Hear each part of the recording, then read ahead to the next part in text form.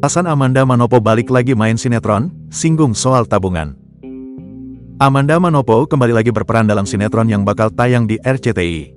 Ia pun mengungkap alasannya kembali lagi bermain dalam sinetron. Sebelumnya, diketahui Amanda Manopo hiatus dari dunia sinetron dan lebih berfokus untuk membintangi film.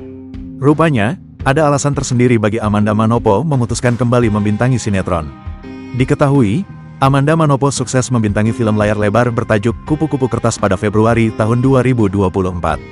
Namun baru-baru ini Amanda Manopo rupanya kembali memilih sinetron di tengah waktunya menunggu film baru. Melansir dari laman Tribun Seleb, hal itu dilakukan Amanda lantaran ia mengaku bahwa tabungannya mulai menipis. Setelah menghabiskan di dunia nyata, abis itu ngerasa udah cukup dan tabungan mulai menipis, ya aku balik lagi, ujarnya.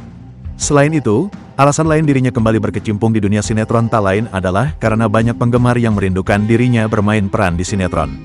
Selain itu, pasti ada fans-fans yang mulai kangen nih pengen lihat kemunculan aku di televisi setiap hari, jelas Amanda. Jadi ya udahlah kita coba aja, mumpung jadwal filmnya ada beberapa yang mundur, jadi kita isi dengan sinetron, sambungnya.